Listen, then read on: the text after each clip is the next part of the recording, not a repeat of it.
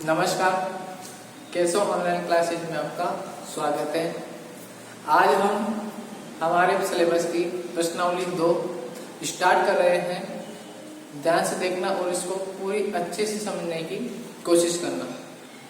और मजेदार बात मैं आपको बताऊं कि इस प्रश्नावली के अधिकतर क्वेश्चन आपने 7th क्लास में ही कर लिए हैं, तो इस प्रश्नावली को समझने में आपको थोड़ी सी भी परेशानी नहीं आएगी। केवल 1-2 बातें हैं जो आपको नहीं समझनी है, नई बातें जो समझनी है वो मैं आपको बताता चला जाऊंगा और आप बहुत ही अच्छे तरीके से इस प्रश्नावली को पूरा कर लोगे। इस प्रकार से आपके पहली और दूसरी प्रश्नावली कंप्लीट हो जाएगी और आप बहुत सारे बच्चों से आगे निकल जाएंगे। अगर बात गौर से सुनना, कोई बच्चों को अगर कुछ प्रॉब्लम हो, कुछ नोट्स बनाने में प्रॉब्लम हो, कुछ सवाल में प्रॉब्लम हो या कुछ विधि में प्रॉब्लम हो या किसी भी प्रकार की प्रॉब्लम हो, तो वो मेरे नंबर पे मुझसे कांटेक्ट कर सकता है। मेरे व्हाट्सएप नंबर पे भी वो मैसेज भेज सकता है कि सर मुझे इसमें प्रॉब्लम आ रही है, कृपया इसको एक बार और वीडियो बनाकर बता दो। तो इस प्रकार की चीज़ों को मैं आपके लिए सरल बनाता जाऊंगा। बस आपको मुझे बताना है कि हमारे सर कौन सा टॉपिक कमजोर है या कौन सा टॉपिक हमें नहीं आता, उसके बारे में मैं अलग से वीडियो आपको डाल दूंगा। लेकिन जो भी प्रॉब्लम हो वो बता दिया करो, डायरेक्ट फोन कर दो, कैसे भी करो, लेकिन मुझे बता दिया करो ताकि मुझे आपकी परेशानी का पता चल जाए। ठीक है, यहाँ तक आज हम प्रश्नावली 2 एक चर वाले रैखिक समीकरण के बारे में बात करेंगे। यह प्रश्नावली आपके 7th क्लास में भी थी, वहां पे भी आपने इसके बहुत सारे क्वेश्चन किए थे। शायद 14 नंबर की प्रश्नावली होगी 7th क्लास में पिछले साल। तो एक चर वाले रैखिक समीकरणों में आपको पता होगा क्या होता है, 12, 13, 14 या ऐसे ही है, मुझे पता नहीं है अभी। लेकिन एक चर वाले समीकरण में क्या होता था, आपको इस प्रकार की समीकरण देकर कहते थे कि x + 9 = 4 है, तो x का मान ज्ञात करो और इसके आंसर की सत्यता की भी जांच करो। इसी प्रकार के क्वेश्चन इस प्रश्नावली में आएंगे। कोई बड़ी बात नहीं है आपके लिए, बहुत आसानी से आप इसको कर लोगे। केवल ध्यान से मैं जो समझा रहा हूँ उन चीजों को गौर से सुनते जाना है और पढ़ाई का आनंद लेते जाना है। गौर करिएगा मैं क्या समझाना चाह रहा हूँ आपको। मैं सबसे पहले इस प्रश्नावली की जो हेडिंग है उसके बारे में आपसे बात करना चाहता हूँ कि एक चर वाले रैखिक समीकरण का मतलब क्या होता है।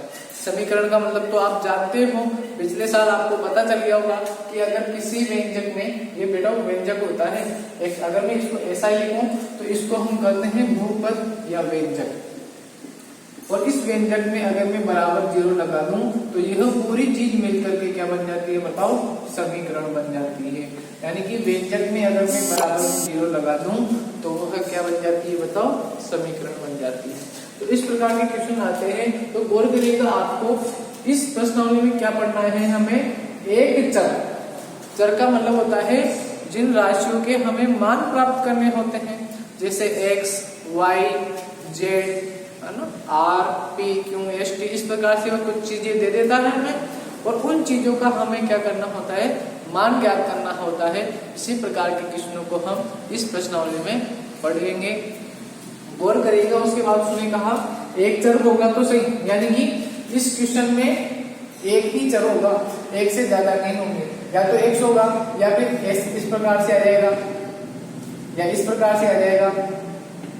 यानी कि हर एक क्वेश्चन में आपको केवल एक ही चर मिलेगा, एक से ज्यादा चर नहीं मिलेंगे।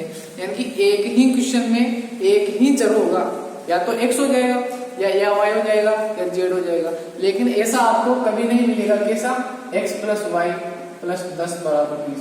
ऐसा क्वेश्चन आपको नहीं मिलेगा। यानी कि एक ही क्वेश्चन में दो चरों का मान आपको ज्ञात करने के लिए नहीं दिया जाएगा। केवल एक समीकरण में केवल एक ही चर का मान ज्ञात करने के लिए आपको दिया जाएगा। इसी प्रकार के क्वेश्चनों को हम इसमें पढ़ेंगे। तो आपको इस चीज का मतलब समझ में आ गया होगा कि एक चर यानी कि इस समीकरण में केवल एक ही चर होना चाहिए। और गौर करिएगा रैखिक समीकरण, रैखिक का मतलब होता है बच्चों जिनकी घात एक हो। घात का मतलब आपको पता होगा कि अब मैंने यहाँ पर लिखा x, तो x की पावर में अगर मैं यहाँ पर 1 लिख दूं या 2 लिख दूं या 3 लिख दूं तो यह जो चीज होती है ना वही चीज क्या कहलाती है बताओ, घात कहलाती है। क्या कहलाती है बताओ, घात। आप बोलते हो ना x स्क्वायर या x की पावर 3 या x की पावर 4 इस प्रकार से, तो ये पावर क्या होती है, ये पावर घात ही होती है। हिंदी में हम इसको घात कहते हैं।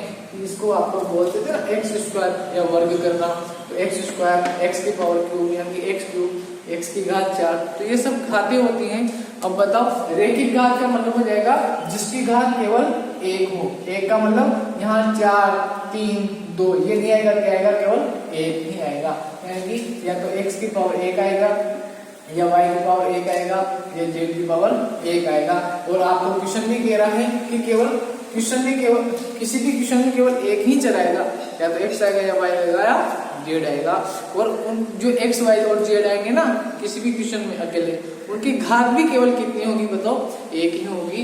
यहाँ से आपकी ये प्रश्नावली स्टार्ट होती है। तो सबसे पहले हम लिखेंगे क्या बताओ कि इसकी परिभाषा लिखेंगे कि एक चर वाले रैखिक समीकरण किसे कहते हैं। तो बताओ क्या कहेंगे कि ऐसे समीकरण जिनमें जो चर हो वह क्या हो, केवल एक ही हो, यानी कि केवल एक अकेला ही होना चाहिए, उसके साथ कोई दूसरा चर नहीं होना चाहिए, जैसा मैंने इसमें बताया था। तो ऐसी समीकरण जिसमें केवल एक चर हो और उस चर के भी केवल कितनी सी घात हो बताओ, एक ही घात हो, 2 3 4 घात इस प्रकार की नहीं हो, तो इस प्रकार के समीकरणों को हम क्या कहते हैं बताओ, एक चर वाले रैखिक समीकरण कहते हैं। यहाँ तक आपको बहुत अच्छे से समझ में आ गया होगा। परिभाषा हम अभी लिख लेंगे। गौर करिएगा अब मैं क्या समझाना चाह रहा हूँ। अब आपको पता तो चल ही गया होगा कि इस प्रकार की प्रश्नावली हमने पिछले साल पढ़ी थी, तो हमें आनी चाहिए। तो बताओ वहां क्या करते थे अपन, इस प्रकार से वह कोई हमें समीकरण दे देता था, इस प्रकार से वो कोई समीकरण देता था जैसे कि x + 5 = 8 है, तो x का मान ज्ञात करो और इसके आंसर की सत्यता की जांच करो। इस प्रकार के क्वेश्चन आपने बहुत सारे किए हैं। तो क्या करते थे बताओ, x का मान ज्ञात करते थे और x का मान जो आता था कुछ भी आ जाता हो तो वही हमारा क्या होता था बताओ, आंसर होता था। और उस आंसर की हम सत्यता की जांच कर लेते थे। वापिस से यही चीज मैं आपको वापिस से समझाऊंगा। अगर किसी के 7वीं क्लास में कुछ कमी रह गई हो तो वह इन वीडियोज में आज आपके पूरी खत्म हो जाएगी, वह प्रॉब्लम कभी भी आपको नहीं सताएगी। तो गौर करना, मैं जो समझाने की कोशिश कर रहा हूँ उनको ध्यान से सीखने की कोशिश करना, समझने की कोशिश करना। देखिए बोर्ड में मैंने कुछ समीकरण आपके सामने लिखी, जैसे किस प्रकार से क्वेश्चन करते हैं देखना है। कोई भी हम उदाहरण ले सकते हैं, जैसे कि 2x + 3 = 7 ले लिया मैंने, ठीक है। तो अब क्या करेंगे बताओ, x का मान हमें ज्ञात करना है। अब x का मान कैसे ज्ञात करेंगे, देखिएगा मैं आपको समझा दूं। x का मान तभी तो ज्ञात होगा ना जब बराबर के इधर केवल x बचे और x के बराबर में इधर कोई संख्या आ जाए, तब हम कह देंगे कि x बराबर है किसके, इस वाली संख्या के। यानी कि x का मान प्राप्त करने के लिए मुझे x को क्या करना पड़ेगा, किसी एक तरफ अकेला रखना पड़ेगा। तो बताओ क्या मुझे इस समीकरण में x अकेला नजर आ रहा है, नहीं। तो मैं क्या करूंगा, इस x को अकेला बनाने की कोशिश करूंगा। क्या करूंगा बताओ, x को अकेला बनाने की कोशिश करूंगा। तो बताओ सबसे पहले आपको पता ही होगा, पिछले साल आपने पढ़ा था कि एक दो चीजें मैं आपको बता देता हूँ। क्या पढ़ा था आपने पिछले साल, आपको पता होगा जब प्लस वाली संख्या बराबर के इधर जाती है तो उसका चिन्ह चेंज हो जाता है। यानी कि जो प्लस का 3 इधर है वो बराबर के इधर जाते ही क्या बन जाएगा बताओ, माइनस का 3 बन जाएगा। पता है ना ये चीज तो, कि कोई भी संख्या बराबर के एक तरफ से दूसरी तरफ जाती है तो उसका चिन्ह चेंज हो जाता है। प्लस का माइनस हो जाता है तो माइनस का प्लस हो जाता है। अगर कोई संख्या गुणा में है इधर, तो इधर गुणा का चिन्ह है तो उधर किसका चिन्ह हो जाएगा बताओ, भाग का चिन्ह हो जाएगा। और अगर इधर कोई चीज भाग में है तो उधर जाते ही गुणा में हो जाएगी। इसको हम ऐसे भी समझ सकते हैं, कोई संख्या इधर गुणा हो रही है तो उधर जाते हैं भाग में यानी कि बटे में चल जाएगी, और इधर कोई संख्या बटे में है तो वो उधर जाते हैं किस में बदल जाएगी, बताओ गुणा में बदल जाएगी। इस प्रकार के एक दो क्वेश्चन में आपको करवाता हूँ, आपको लिखना भी कुछ भी नहीं है, केवल समझने की कोशिश करनी है। अभी अपन इन सबको करेंगे बहुत अच्छे से। देखो ध्यान से, मैं आपको क्या समझाना चाह रहा हूँ कि जैसे कि 2x + 3 = 7 है, तो ये +3 जब बराबर के उधर जाएगा तो ये अपना क्या कर लेगा, बताओ चिन्ह चेंज कर लेगा, यानी कि +3 किस में बदल जाएगा, -3 में। ऐसे बताओ यहाँ तक अपन आ गए, 7 में से 3 गए तो बताओ कितने बनते हैं, 4। अब बताओ कि इस x के साथ अभी भी क्या x अकेला है क्या, बताओ नहीं, अभी भी 2 उसके साथ हैं, इसलिए हम x का प्योर मान अभी तक नहीं बता सकते हैं। इसलिए हम क्या करेंगे, फिर से वापस से x को अकेला करने की कोशिश करेंगे। अब की बार बताओ इसके साथ कौन है, बताओ 2 है। अब इस 2 को भी हमें हटाना है, तो हम देखेंगे कि 2x के साथ क्या कर रहा है, 2x के साथ गुणा हो रहा है।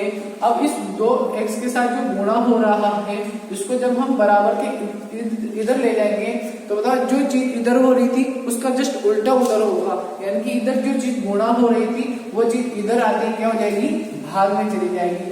तो अपन का x अकेला रह गया और 4 था, और बताओ 2 इधर गुणा हो रहा था तो इधर क्या हो जाएगा, बताओ भाग में चला जाएगा। इस प्रकार से 2 से 4 कर देंगे 2 बार और x का मान आ जाएगा 2। तो बताओ x अकेला आ गया और x बराबर आ गया किसके, 2 के। यानी कि x का मान हमें कब प्राप्त होता है, जब हम किसी भी तरह से x का मान क्या ला दें, बताओ अकेला ला दें, यानी कि x के आसपास कोई ना हो, तब जाकर के हम बता सकते हैं कि अब x का जो मान आएगा बराबर के इधर वो प्योरली ही x का मान होगा। जबकि हम यहाँ पर नहीं बता सकते थे कि x का मान क्या रहा होगा। आगे आपको समझ में क्या करना है, केवल x का मान ज्ञात करना है। कैसे, इन सभी चीजों का उपयोग करके जो आपने गणित में अभी तक सीखी है कि कोई चीज इधर प्लस की हो तो बराबर के उधर जाते हैं माइनस की, इधर अगर माइनस की है तो बराबर में उधर जाते हैं प्लस की, इधर कोई चीज गुणा है तो बराबर में उधर जाते हैं बार की, वगैरह इस प्रकार से। तो सबसे पहले हम इस चीज की प्रश्नावली की हेडिंग की इबारत लिखते हैं, उसकी परिभाषा लिखते हैं, फिर हम इस प्रश्नावली के अंदर चलेंगे। आप फटाफट से अब नोट करना स्टार्ट कीजिएगा, बहुत अच्छे से आपको समझ में आएगा, ये मेरी गारंटी है, ठीक है।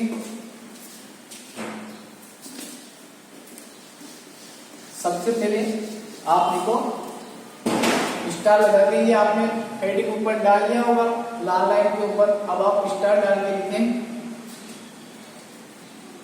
देखो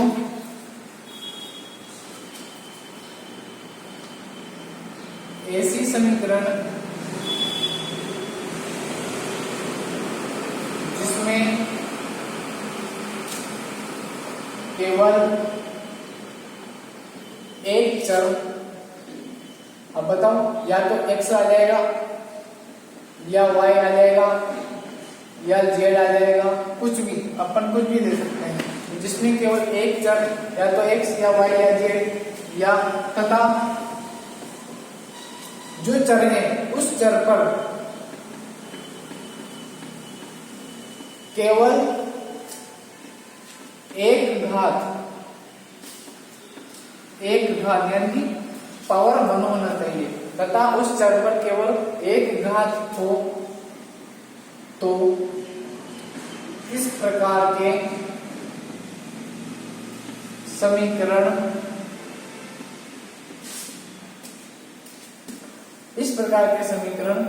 एक चर वाले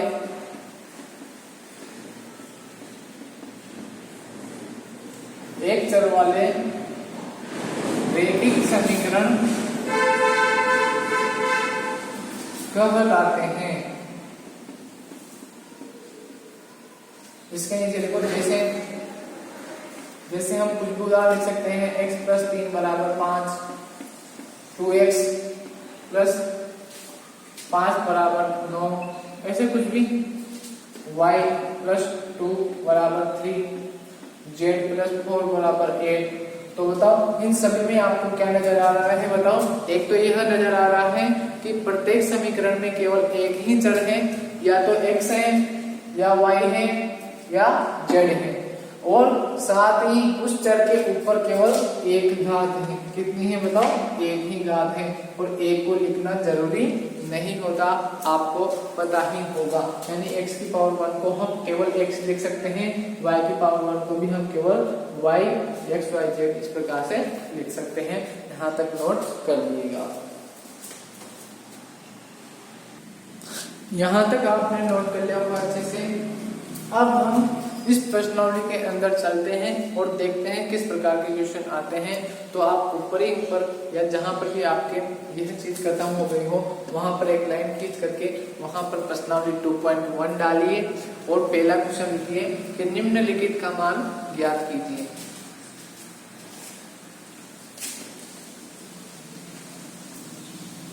देखो बच्चों, इन ऑनलाइन क्लासेज को आप हल्के में मत लीजिए। आप लगातार अपनी पढ़ाई करते रहिए। जो बच्चे पढ़ाई नहीं कर रहे हैं उनके बहुत ज़्यादा लॉस होने वाला है, तो आप प्लीज़ उनको भी बता दीजिए कि बच्चों दोस्तों पढ़ाई कर लो, क्योंकि पता नहीं आने वाले समय में क्या होगा। हो सकता है हमें ऑनलाइन क्लासों से ही पढ़ना पड़े, हो सकता है अगर ऑनलाइन क्लासों से ही पढ़ना पड़ेगा तो बताओ उन बच्चों पर कितना लोड हो जाएगा जो बच्चे अभी तक कुछ ही नहीं कर रहे हैं। तो आप सोचो कि जो बच्चे पढ़ाई नहीं कर रहे हैं उनके कितना बड़ा लॉस हो रहा है। तो आप अपनी पढ़ाई में केवल ध्यान दीजिए। प्रश्न नंबर पहला लिखिए कि निम्नलिखित का मान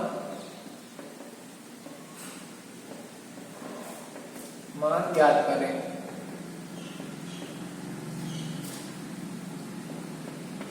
पहला क्वेश्चन है, इसमें आप नोट कीजिएगा। पहला क्वेश्चन है इसमें x-2 बराबर 7। तो गौर करिएगा, मैंने आपको क्या क्या समझा रखा है कि हमें x का मान ज्ञात करना है। किसका बताओ? x का। और x का मान हमें तभी प्राप्त हो सकता है जब x अकेला हो, और x अकेला रखने के लिए हमें क्या करना पड़ेगा? जितनी भी संख्याएं x के साथ हैं उन सभी संख्याओं को बराबर के दूसरी तरफ ले जाना है। उसी में ही हमारा काम पूरा हो जाएगा और हमारा आंसर आ जाएगा। तो आप गौर कीजिएगा, यहाँ पर x अकेला नहीं है, इस x के बराबर में इधर -2 भी उपस्थित हैं, इसलिए हम इस -2 को बराबर के इधर लाएंगे। तो बताओ, मैंने आपको बता रखा है जब हम किसी भी संख्या को बराबर के दूसरी तरफ ले जाते हैं तो वह अपना चिन्ह चेंज कर लेती है। तो बताओ, ये जो -2 है वह बराबर के उधर जाते हैं किसमें बदल जाएगा? बताओ, +2 में बदल जाएगा। यानी कि हम लिख सकते हैं कि x बराबर 7 तो वहां का वही रहेगा, बस इस -2 को हमने उधर ले दिया तो ये +2 बन गया। इसी प्रकार से x बराबर 7 में 2 जोड़ते कितना आ जाएगा? 9 आ जाएगा।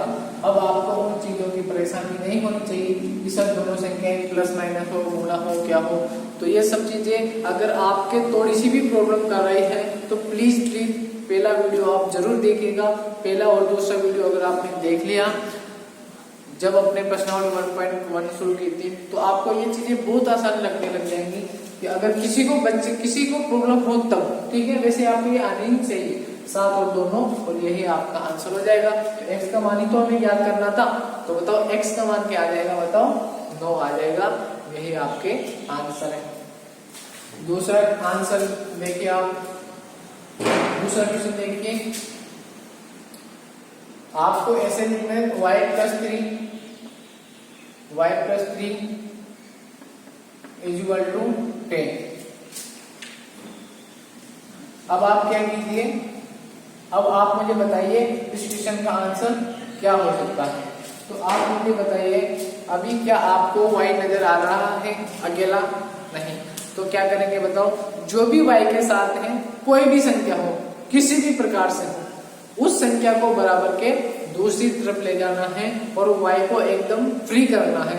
तो बताओ, क्या हमारे यहाँ y फ्री है क्या? बताओ, नहीं है, क्योंकि इसके साथ कौन नजर आ रहा है आपको? बताओ, +3 नजर आ रहा है। अब क्या करेंगे बताओ, इस +3 को बराबर के दूसरी तरफ ले जाएंगे तो हमारा y अकेला बच जाएगा। अब बताओ, +3 जब बराबर के दूसरी तरफ जाएगा तो बताओ अपना चिन्ह चेंज करेगा। जैसे ही चिन्ह चेंज करेगा बताओ इधर है प्लस तो उधर जाते क्या उधर जाएगा बताओ माइनस में उधर जाएगा, यानी कि y इधर अकेला, इधर ये 10 था ही सही, +3 उधर जाते ही -3। इस प्रकार से आपका y का मान आ जाएगा 10 में से 3 गए तो 7। यहाँ तक आप नोट करिएगा। फिर हम आगे की तरफ बढ़ते हैं। एक क्वेश्चन में आपको करने के लिए देता हूँ, जल्दी से आप उसको करिएगा। थोड़ी देर बाद अपन देखते हैं, जल्दी से इसको नोट कीजिए। यहाँ तक आपने नोट कर लिया होगा। अब हम क्वेश्चन नंबर 3 की तरफ चलते हैं। देखिएगा क्वेश्चन नंबर 3 क्या कह रहा है, आप देखते ही उसका आंसर बता सकते हो। देखिएगा क्वेश्चन नंबर 3 कहता है कि 6 बराबर z+2 है तो z का मान ज्ञात करो। अच्छा, अब इस प्रकार से आगे क्वेश्चन तो आप घबराओगे क्या बताओ? नहीं, केवल आपको तो क्या है z को अकेला रखना है। तो अब z अकेला कब रहेगा? जब 2 यहाँ से हट कर इधर आ जाए। अब बताओ जब 2 बराबर के उधर जाएगा तो अपना चिन्ह चेंज करेगा। तो आप करके बताइए। जैसे ही चिन्ह चेंज करेगा, एक क्षेत्र जैसा का जैसा, ये बराबर का चिन्ह, ये z इधर ले जाएगा, बस +2 उठ के इधर आएगा तो वह -2 में बदल जाएगा। और 6 में से 2 गए तो 4 और बराबर में क्या चल रहा है बताओ z। तो z बराबर कितना आ गया 4, या इसको हम ऐसे भी लिख सकते हैं कि z बराबर क्या आ गया बताओ 4। उल्टा लिखेंगे ऐसे कैसे भी लिख सकते हो, देखिए आपके आंसर हो जाएगा। इस प्रकार से हम क्वेश्चन को कर सकते हैं। अब आप देखिएगा क्वेश्चन नंबर 4। इसके पहले अपन क्वेश्चन नंबर 5 करते हैं। 6x = 12। अब बताओ यहाँ पर 6x के साथ क्या हो रहा है बताओ, गुणा हो रहा है। तो अब क्या करेंगे हम, x को अकेला रखने की कोशिश करेंगे, लेकिन यहाँ पर x अकेला नहीं है तो किसके साथ है बताओ 6 के साथ। 6x के साथ क्या हो रहा है गुणा।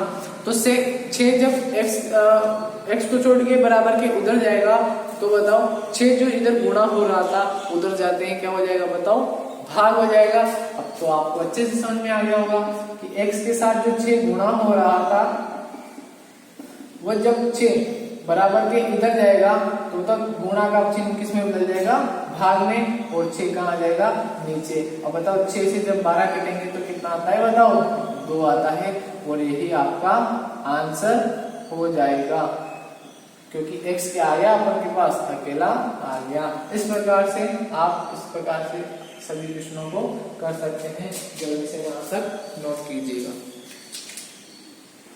यहाँ तक आपने नोट कर लिया होगा। अब हम अगले क्वेश्चन पर चलते हैं। जल्दी से आप लिखिए क्वेश्चन नंबर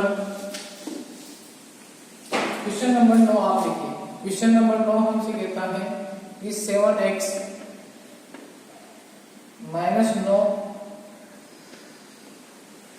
बराबर 16। 7x - 9 बराबर 16। तो गौर करिएगा क्या हमारा x अलग है, सॉरी क्या हमारा x अकेला है? नहीं। तो हमें x को अकेला बनाने के लिए क्या करना पड़ेगा, जितनी भी संख्याएं हैं उन्हें एक एक करके बराबर के उधर ले जाना है, लेते जाना है। इस प्रकार से हमारा x अकेला बन जाएगा और x का आंसर जल्दी से आ जाएगा। तो बताओ हम क्या करेंगे, सबसे पहले बताओ x के सबसे ज्यादा दूर कौन है? 7 तो उसके जस्ट पास में ही है, तो सबसे ज्यादा दूर कौन है? 9। तो 9 को सबसे पहले इधर ले जाने की कोशिश करें। तो बताओ जैसे ही मैं -9 को इधर ले जाऊंगा -9 प्लस में बन जाएगा, यानी कि ये चीज हो जाएगी 7x और 16 -9 उधर जाते हैं प्लस के 9, तो 7x बराबर 16 और 9 कितने होते हैं आपको पता होगा 25 होते हैं। अब आप बताइएगा x के साथ इधर अभी जो क्वेश्चन किया था हमने गुणा वाला 6 को, बताओ 6 जब इधर गुणा हो रहा था तो इधर भाग लग गया था। तो बताओ यहाँ पर भी 7 इधर x के साथ गुणा हो रहा है, तो जैसे ही उधर जाएगा तो क्या हो जाएगा बताओ बटे में आ जाएगा। अब कट रहा हो तो काट लेंगे, नहीं कट रहा हो तो वही हमारा आंसर है। तो बताओ x का मान कितना आ जाएगा 25/7, और यही अपना आंसर है। इस प्रकार के 1-2 क्वेश्चन में आपको देता हूं, इन क्वेश्चनों को आप घर से इस वीडियो के बाद में जब आप नोट्स बनाओ तो उसमें जरूर करना। मैं आपकी कॉपियों को रोज चेक करता हूं और हर कॉपी चेक करने के बाद मैं उन पर रिप्लाई भी करता हूं, आपको गुड भी देता हूं। तो प्लीज मेहनत करते रहिए और पढ़ाई करते रहिए। बस अब ये क्वेश्चन आप उतार लो, इसके बाद मैं आपको 1-2 क्वेश्चन देता हूं जो आपको करने हैं, ठीक है। ठीक है, मैंने आपके क्वेश्चन सामने 4 क्वेश्चन लिख दिए हैं। बस केवल क्या करना है, एक चीज ढूंढनी है कि किस प्रकार से हमारा जो चेयर है x है, y है, t है, कुछ भी है, वो किस प्रकार से अकेला आ सकता है, वो सब कोशिश हमें करनी है। प्लस माइनस में बदल जाता है, माइनस प्लस में बदल जाता है, गुणा भाग में, और भाग गुणा में बदल जाता है जब बराबर के दूसरी तरफ जाता है। तो यहाँ तक आप कीजिएगा। फिर से मैं आपको कह रहा हूँ, अगर कोई भी प्रॉब्लम हो तो प्लीज मेरे से शेयर कीजिएगा। मैंने आपको नंबर दे रखे हैं, इन नंबरों पे आप मेरे को कॉल कर सकते हो या व्हाट्सएप पे मैसेज कर सकते हो, क्योंकि हर विद्यार्थी का अच्छा होना चाहिए, इसी के लिए हमारा विद्यालय प्रयास कर रहा है। तो थैंक यू, यहाँ तक आप कीजिएगा। फिर हम अगले वीडियो में मिलते हैं। धन्यवाद, आज के लिए इतना ही।